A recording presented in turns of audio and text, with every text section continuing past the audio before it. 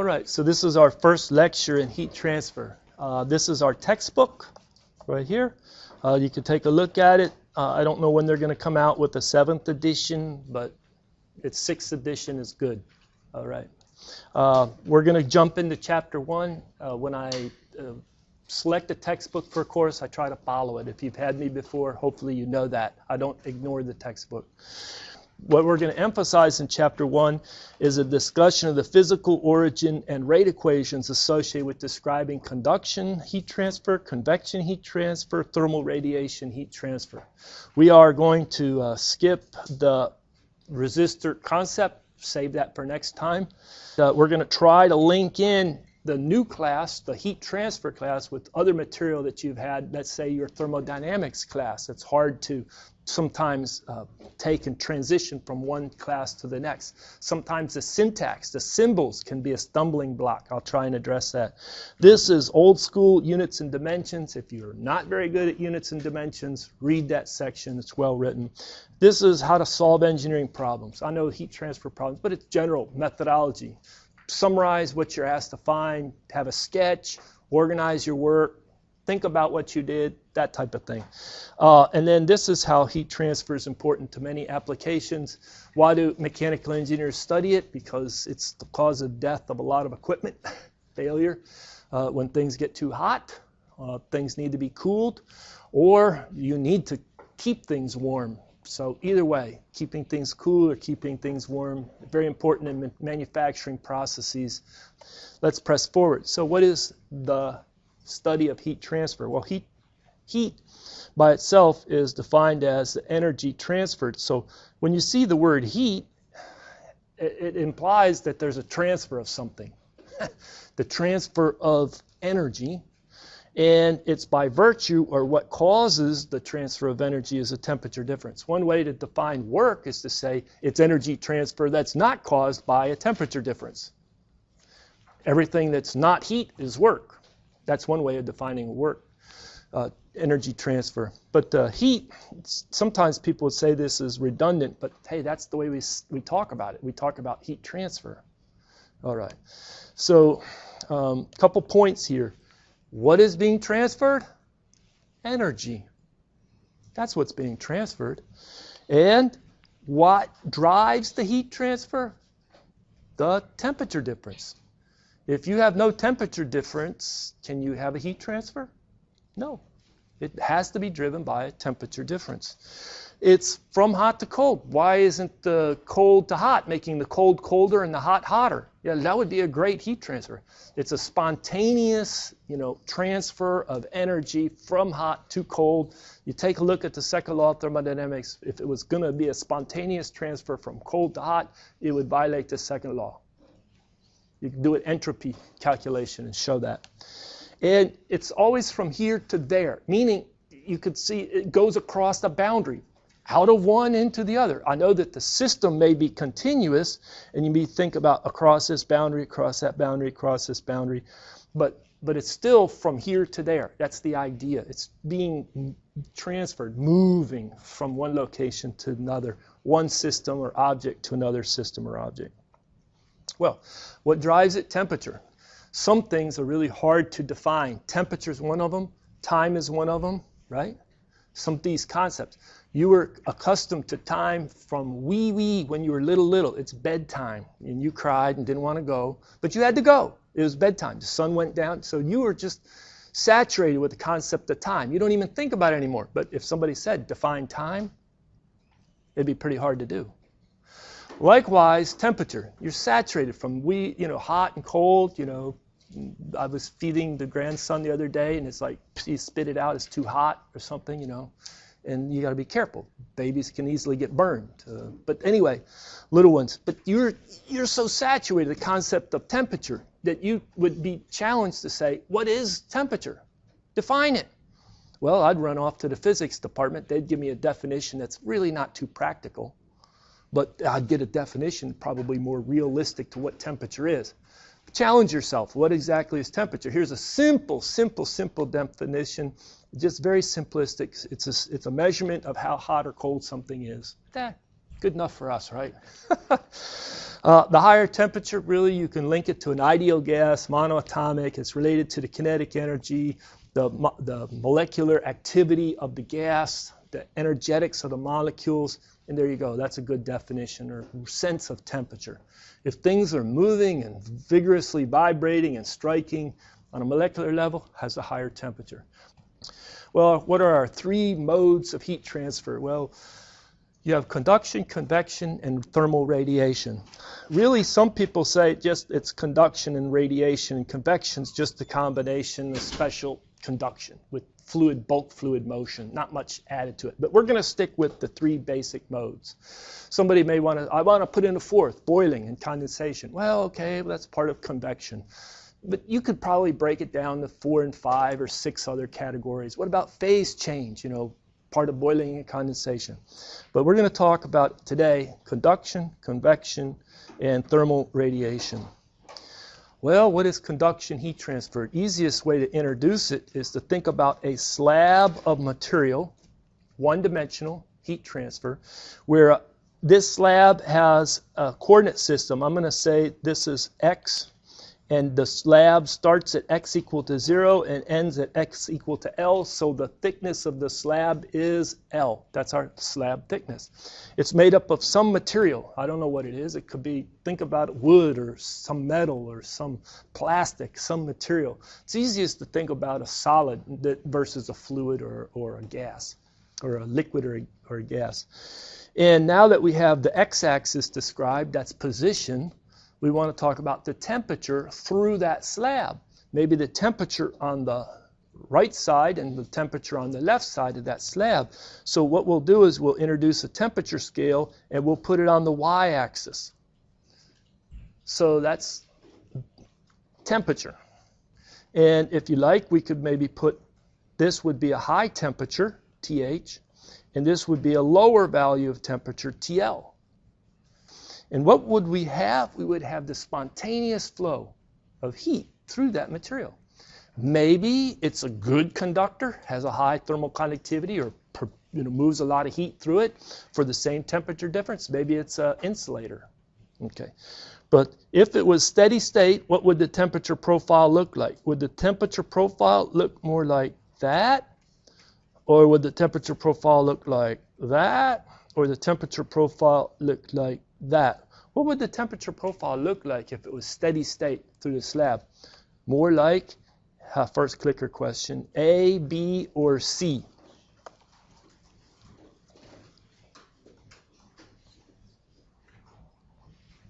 I got 40 responders. I think what I'm going to do is I'm going to do this. You can see how your friends have responded. I'm glad nobody selected E. Oh no, somebody selected E. So there you go. All right, we're playing around here. Let's all get on to the right answer. So why is B the right answer? Because it's going to be a linear profile through that. The gradient's going to be the same. All right, so we're going to stop this. We're going to congratulate everybody and penalize the one person who was playing around. So when you think about conduction heat transfer, think of heat transfer from hot to cold through a material. Often it's easiest to think about a non-moving. So there's no bulk motion to this material. And you could think about solid, that's easy, sometimes stagnant liquid or stagnant gas. The temperature is associated with the molecular energies like we talked about. And to describe it, we use a rate equation called Fourier's law. What does that rate equation look like? Well, we'll talk about Q double prime. What is that? Well, this is the flux, heat flux. This is our heat flux. What is flux? Well, we had our rate of heat transfer in watts per meter squared of the area that it flows through. So if I have a area like this, I'm trying to draw it in 3D, and I have a flow of heat through that area, that's our perpendicular or cross-sectional area that it's flowing through. So this is in units of watts per meter squared. That's our heat flux. Fourier's law can be written in terms of heat flux. Heat flux is equal to the constant of proportionality, known as the thermal conductivity. That thermal conductivity depends on what material it is. It's a good conductor, higher K. Insulator, low K. All right, and then it's multiplied by dt dx. All right, you have been studying engineering for a while. But if you hadn't been studying engineering for a while, you would say, I don't understand dt dx. That's, very challenging to me. What is dt dx?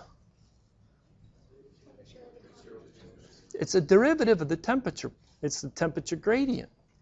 To change how the temperature changes as I move x, moving further out to the right, right? For this problem, can you look at it? If I have higher temperature at x equal to 0, and lower temperature at x equal to L, is dt dx equal to, another clicker question, something that's less than 0, equal to 0, or greater than 0? Answer A, B, or C. What is dt dx? Is it something, for this problem, as sketched, less than 0? Answer A. Equal to 0? Answer B. Greater than 0? Answer C. Another way of saying less than 0, it's negative.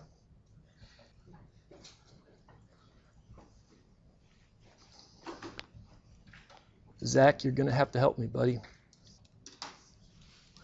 That's why you're going to have to help me. Oh, come on now. This is not a hard question, folks. We're off to a bad start if I can't get more % correct than this.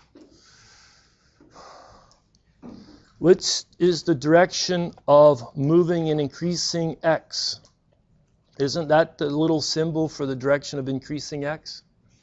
As I move in the direction of increasing x, does the temperature rise, stay the same, or fall? Isn't the slope rise over run? The run is the positive x. Run, rise over run. Are we back to rise over run? But this is falling over run. Negative rise over run. Did I give a good enough hint?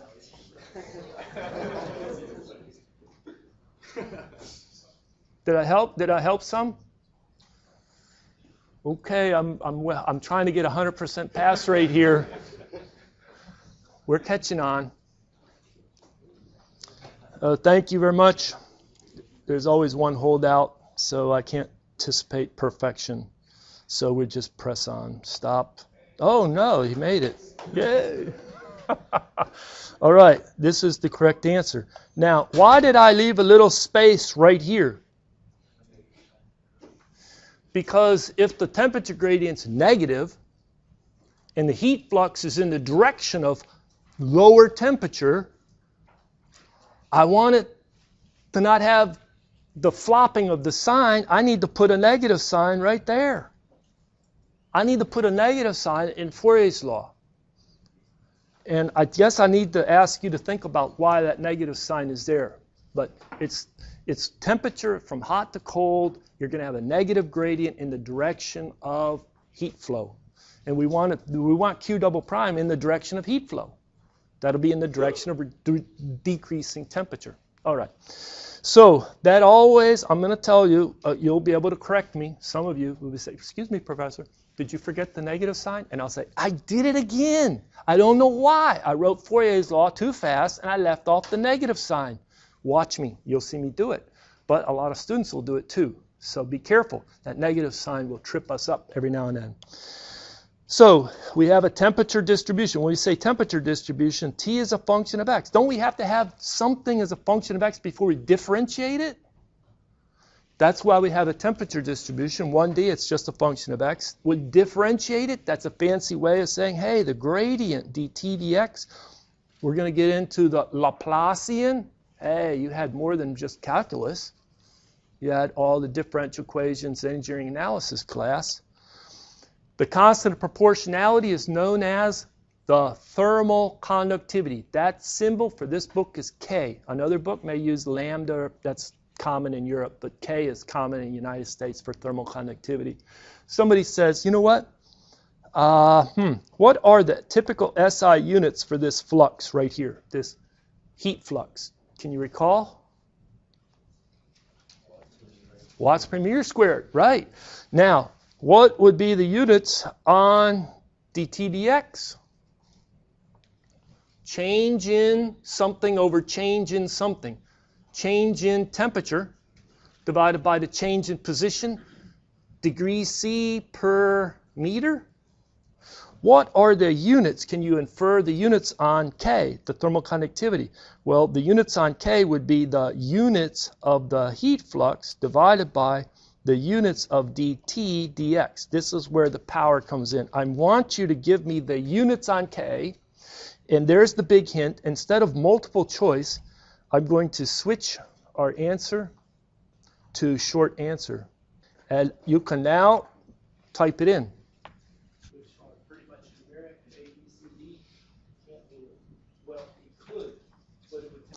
All right, we'll go ahead and stop that, and we'll show the results. And isn't this slick? So watts per meter Kelvin, I understand that. Watts per degree C meter, I understand that. Watts per meter Kelvin, little difference in the multiplication cap. Watts for this. Is this one right here correct? Watts per meter squared Kelvin. How about watts Kelvin per meter? How about Kelvin per meter? Joule per C kilowatt times meter degrees C. Watt plus meter Kelvin? No.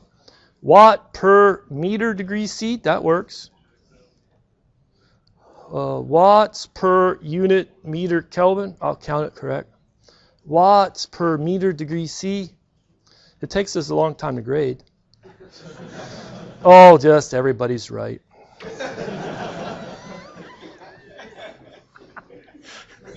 Even if you're wrong, right? Just, oh, that's great. That's great. All right, let's press forward. Heat flux, the key concept there is a heat transfer per unit area. But what area? Don't get confused. It's the area that's perpendicular to the direction of the heat flow. All right. Then we have the concept of that minus sign. Be careful. Remember that minus sign in Fourier's law. The cross-sectional area, that perpendicular area, and the heat rate. So if I wanted to know how much heat was transferred per unit time, how many watts of heat, I would take the heat flux multiplied by the area. And there you go. What units would this give me? This would give me watts. Make sense? So that's a good introduction to conduction. The next slide has some values of thermal conductivity. Let's take a look. Copper, aluminum, stainless steel. Which of these three are better conductors? Which one's the worst conductor of the group? What's top dog? Copper. Copper. That's why a lot of systems use copper or brass with a lot of copper in it, right?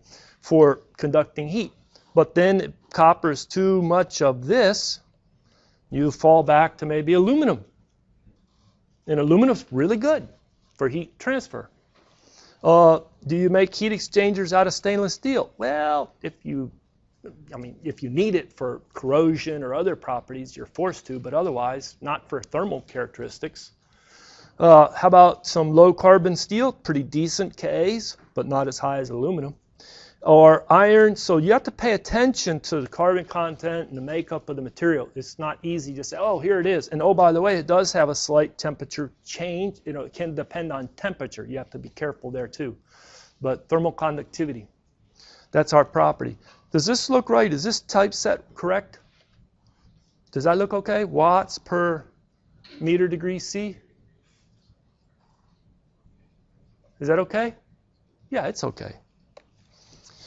Next, let's talk about convection. When you talk about convection, you talk about heat transfer from a solid surface to a flowing fluid or a fluid that's above the surface or around the surface. So here's our general sketch.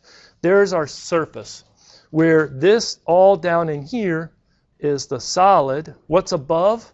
The fluid. Now, it's easy to think about the fluid as moving. Just like in your fluid mechanics, you have that boundary layer. It's moving along over the surface of the solid. And we can think about the solid being either hot or cold. I don't know. What do you want? It's easiest maybe to think about the solid having a surface temperature being hot. And we're going to talk about the temperature moving into the fluid in this direction. Well, I have a choice. That's going to be distance into the fluid where it starts at 0, that's right at the surface, and it moves into the fluid further and further and further away as the fluid's flowing over. Do I choose either the coordinate x or the coordinate system y to describe into the fluid? Your choice. Do you want to use x or y? Somebody said y. Y? You like y? Well, this is a change. Before we had x, now we have y, but it's more consistent. Most people want y. So what we're going to talk about is not as temperature as a function of y, but we want to plot this. This gets confusing the first time you're exposed to it. Let's put temperature scale on the x-axis. So this is Ts. If I have a lower temperature, call that T infinity. What is that? Far, far away, the temperature is constant. Far deep into the fluid. What's the infinity? Far away into the fluid, T infinity. But then we have some transition, and often there's a more sharp temperature gradient near the boundary in the fluid close to the solid surface. Why? Because a lot of flows are turbulent, and it's sweeping. Once it kind of gets into the bulk flow, it's swept away and churned up and mixed in with the other fluid far away. So how many people can remember what a velocity profile looks like? The velocity profile would be something like u going like this, where that's our velocity profile coming out of fluid mechanics. We had u as a function of y. Here we have t as a function of y, temperature profile in the fluid. So how is the heat transferred? Well, you're kind of stuck right in here. It's going through a stagnant no slip. Remember that description, no slip boundary condition? The fluid, I know you got to get a microscope out and look at that, how thin that layer can be, but it is really not flowing right there. It's stagnant right there. Then you move a little bit away, and then finally it has some velocity to it. So anyway, it's conduction right there at the surface. In the fluid, it's conduction. So convection heat transfer really is conduction plus advection. This is the sweeping away of that bulk fluid flow. It's just moving. Like if I picked up a pail of water, carried it across the room, I just advected the bucket of water, something like that. You're just picking it up and moving it. Well, what's our rate equation? Well, our rate equation is heat flux from the hot surface into the cold fluid, Q double prime. Hey, what were my units, SI units for heat flux? Joule per meter squared? Watts per meter squared, that's right, is equal to H, another property, convection coefficient, times the temperature of the surface, which is higher and greater than the temperature far away into the cooler fluid. Somebody says, oh, I read a book the other day and it had H, T infinity minus Ts. Same equation, it's just maybe the fluid far away is hot and it's transferring heat to the solid, not the solid heating the fluid, the opposite direction. Somebody says, is there a negative sign in here? Nope. Then how does this work? You take ownership of the real direction of the heat transfer, you do the math right, it'll work itself out. Even if you had this switch where this is now lower than T infinity, it'd just be a negative heat flux away from the solid into the fluid. Oh, the fluid's now hot. Sure. It's a negative heat flux away from the solid. See? It'll switch around, but there's no negative sign. So it's temperature difference. We can talk about the temperature gradient in the fluid and how important that is as we get real close to the solid surface, because it really is conduction limited right there. We'll talk about that more later. And we have that convection coefficient H. All right. Let's see how well can we answer this question. Somebody says the units on H are watts per meter squared. Somebody says watts per meter degree C. Somebody says watts per meter squared degree C. Somebody says watts meter per C. What are the units? A, B, C, or D?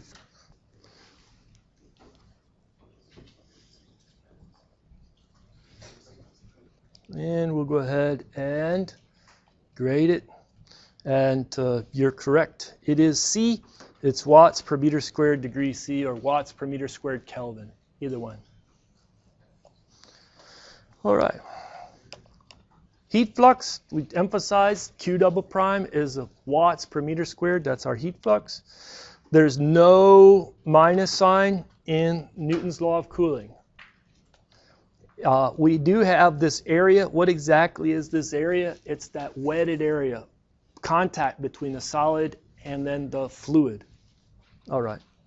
And we have the heat rate. If you want to know the rate of heat transfer, it would be the heat flux times the total area. And then there you go. Very similar. All right. Let's move to looking at some typical values of the convection coefficient. So let's look for patterns here.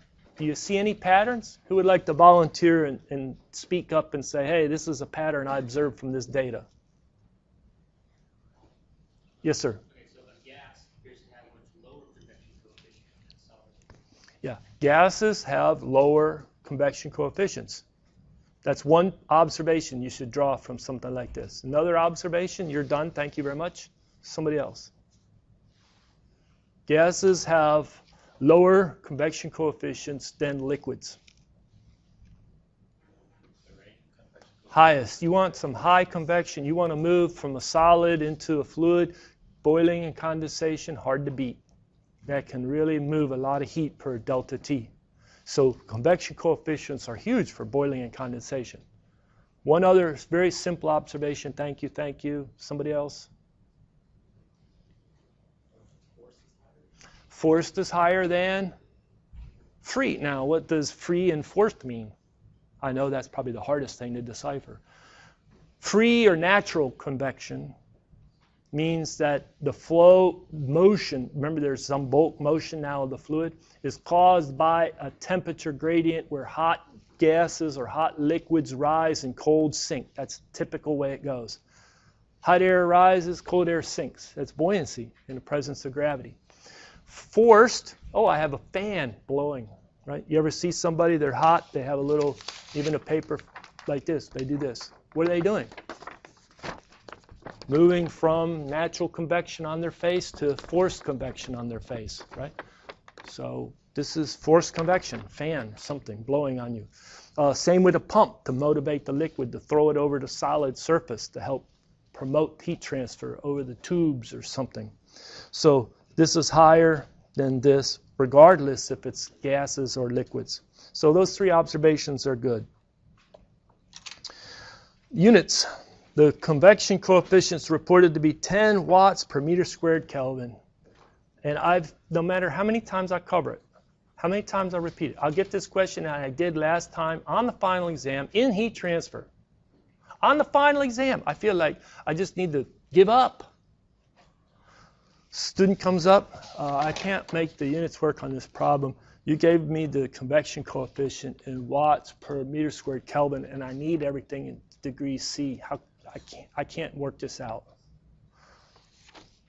Who would like to tell me what is H in watts per meter squared degree C that's equivalent to 3 significant digits? I'm going to pause. I'm going to walk around. I want you to work it out.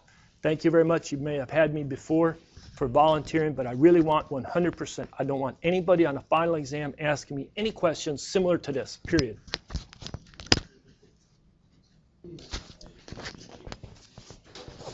Well, I have to watch the time, so let's press forward. Now, let's do this. Let's say the temperature in this room is 75 degrees F. Okay. Let's say the temperature in this room is, 23 degrees C. Let's say the temperature in this room, 296, right? There you go. It looks like they're roughly the room temperature. Let's say the temperature of the room goes up. How how much do I want it to go up? I want it to go up to 76.8 degrees F. All right. Can you tell me what is the new temperature in degrees C in this room and the new temperature in Kelvin in this room if the temperature in the room was 75 and it went up to 76.8? Just the same temperature change for the degrees C in Kelvin, okay? Can you tell me what it is? I'm going to walk around. I'm just going to go to people that have the right answer. All right, so this temperature difference was 1.8 degrees F. True? As somebody quickly observed that, man, if it's an increase in 1.8 degrees F, I know exactly what the increase is in degrees C. How much is it? What? How'd you do that so fast? What'd you do? What is this? He's saying 1 degree C temperature change is precisely 1.8 degree F temperature change. Is that equation true or not? I know it's a little hard to write it. I'm not saying 1 degree C is equal to 1.8 degrees F. That's not true. But 1 degree C temperature change is 1.8 degree F temperature change. Do you agree? If you agree, give me a thumbs up. What's the new temperature in degrees C here if the same increase from hot to cold went, or cold to hot? 24 degrees C? What's this? 297 Kelvin? What was the temperature change? 1.0 degrees C? 1.0 Kelvin. Do you know the 1 degree C temperature change is equal to 1 Kelvin temperature change? Is that saying 1 degree C equals 1 Kelvin? No. Let's do a little quick quiz. Which is hotter, 1 C or 1 Kelvin? 1 C. I mean, 1 Kelvin is so cold, you've never seen it. I've never seen it. But somehow, 1 C is equal to 1 Kelvin when you're talking about temperature change. How do we use this convection coefficient? H was Q double prime divided by delta T. That's how we worked out the units. If I want to use H maybe to compute Q double prime, I multiply it by T. No, I don't multiply it by T. What do I multiply it by? The change in the temperature. Do I need to have 273 anywhere in the equation for conversion this? No, it's 10 watts per meter squared degrees C precisely. Very good. Thank you very much. Radiation heat transfer. So it's electromagnetic in nature. You could think about it in terms of waves and wavelengths or packets of energy. It can travel through a vacuum. Could conduction happen in a vacuum? Could convection? No, both of those require a medium. Radiation, thermal radiation, does travel through a vacuum. Just like yesterday, what was that solar eclipse? All that energy from the sun burning out retinas and everything else in people's eyes. Well, guess what? That's primarily traveling through a vacuum between the surface of the sun and here. All right, but it can also go through material like gases that are fairly transparent. In the room here, it's very transparent. If you put a lot of humidity in this room, you get condensation in this room, like a cloud, then it's more complicated. Okay.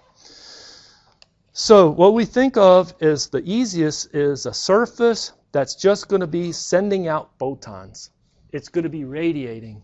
And we use the Stefan-Boltzmann law to predict how intense is the radiation heat transfer from the surface. Here's the Stefan-Boltzmann law. Q double prime is equal to sigma T to the fourth. Now, what do you think T is that you're raising it to the fourth power? Is that velocity? No. Pressure? No. What do you think T is?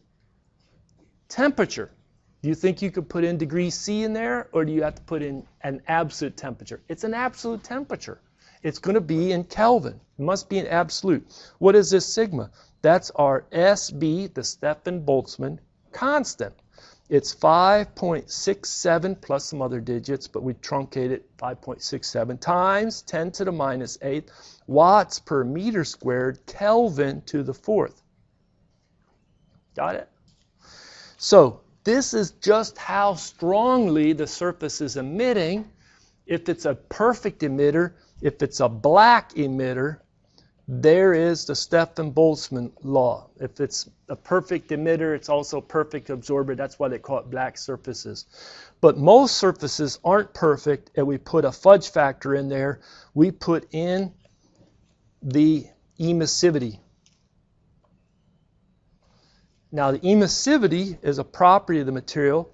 It is less than 1. It cannot be greater. It cannot be better emitter than the best emitting surface, which is a black body surface. So it'll be between 0 and 1.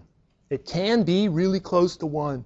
I don't know of anything that's really close to 0. I mean, it's 0.02 or something, but that's still not 0. It's above 0.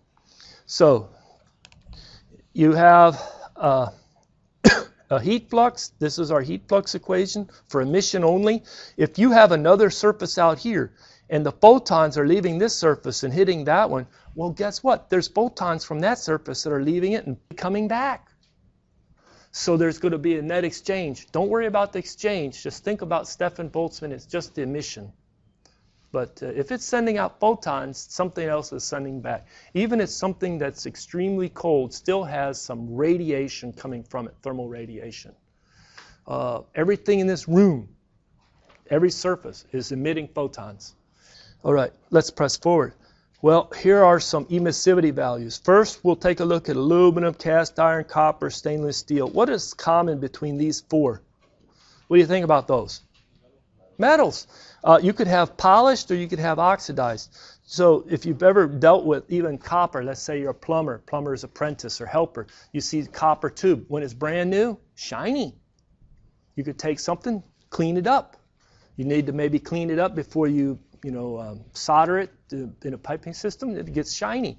But you let it sit for a long time, guess what it looks like? Highly oxidized. Look at the difference between polished copper and oxidized copper. What do you think about that emissivity value? Somebody says, I don't care. I just need you to give me the emissivity value of copper. You're going to have to tell me the condition of the surface. I know it's copper. You're going to have to tell me more. Is it highly oxidized or recently cleaned and polished or manufactured? It would be clean then. This is a huge difference. Same with aluminum. That's a big difference. Factor of 3. This is big for cast iron and stainless steel, big. What about these others? Well, they're not metals, but they're wood, sand, concrete. They can have pretty high emissivities. All right. Well, I'm going to have to stop there. Thank you very much for your attention. We'll be prepared for a quiz next time. Thank you.